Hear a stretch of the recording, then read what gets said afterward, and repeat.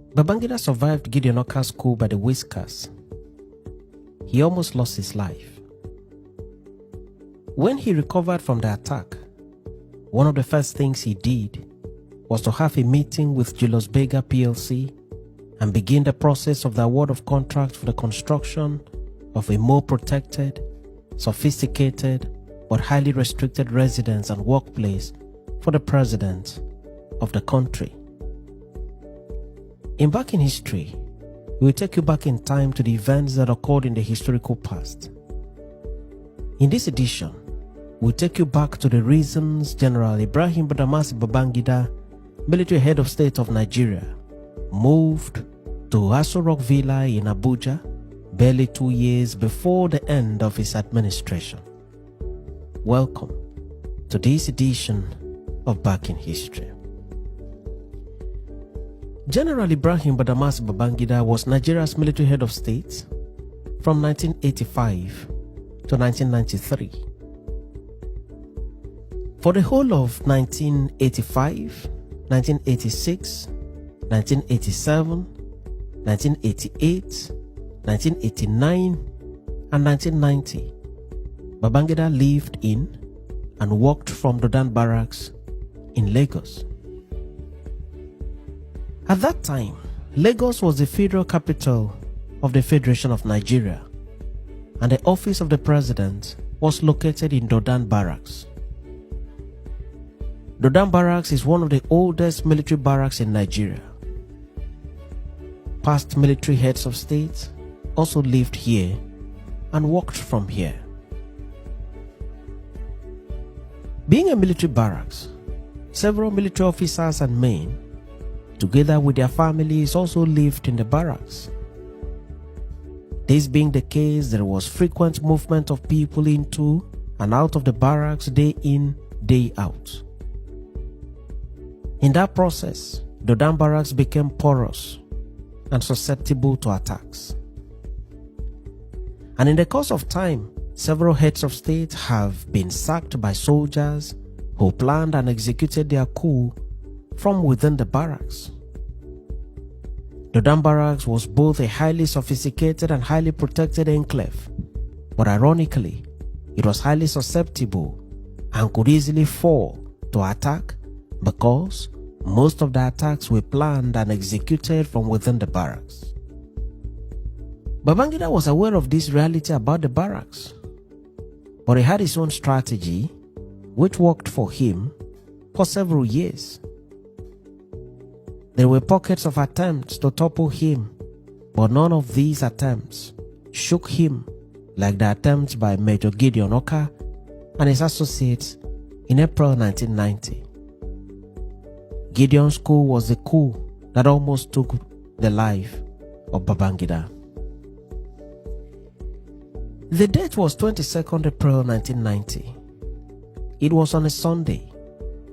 It was at about 1:40 or 1:45 a.m.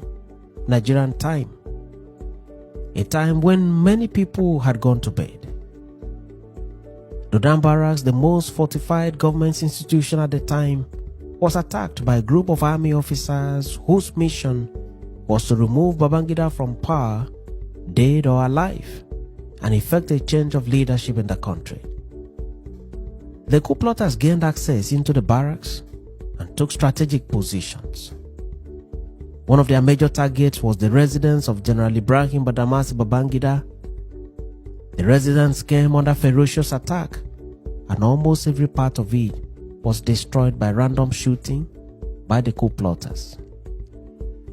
The attack was so ferocious and intense, and the bedroom of the head of state was almost completely destroyed, and the coup plotters thought that Babangida had been killed by the gunfire. Unknown to the coup plotters, Babangida and members of his family had been ferried out of the building by Lieutenant Colonel UK Bello, who was Babangida's ADC at the time. It has been reported that at the time the coup plotters gained access to the barracks, UK Bello was sleeping in his quarters, which was directly opposite the residence of the head of state. It was the sound of the gunfire that woke him up. how UK Bello braved the odds to cross over to the residence of his master to move him and his family to safety remains a mystery till today. Babangida and his family were ferried across the fence and taken to safety in the neighborhood. It is reported that Babangida and his family were taken to the house of one of Babangida's friends outside the barracks. Babangida was safe, so also were members of his family. But Babangida and his wife Mariam would never forget the experience of the said dates.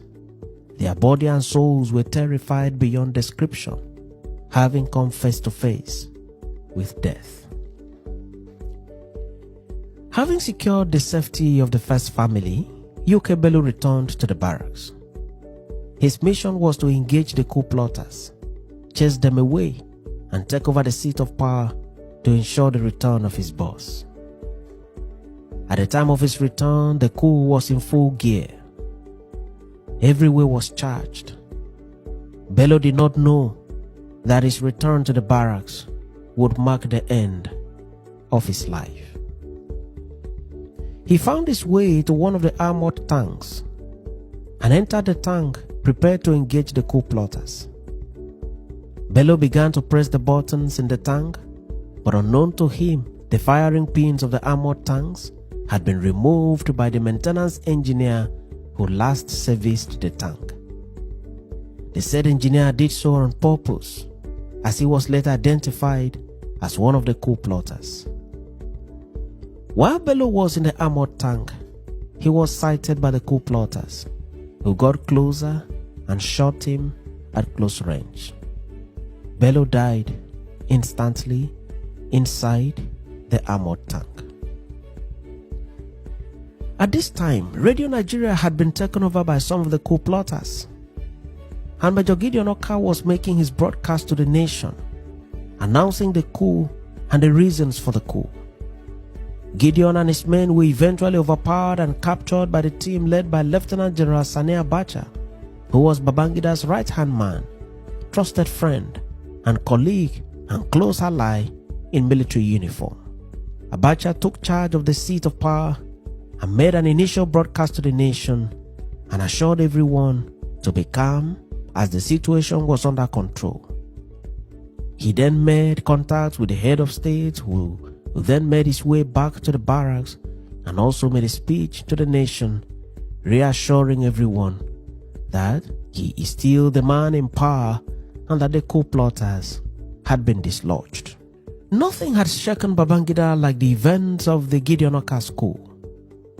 The coup plotters were immediately rounded up and charged to a military court-martial. The situation was under control, but it appears that Babangida was no more comfortable operating from the barracks. His life had been closely threatened, and he was not sure of what could happen next. He fortified his security, but still did not trust the Dan barracks anymore. Babangida then commissioned the construction giant Julius Berger PLC to give him an architectural design of a presidential lodge comprising the official workplace of the president.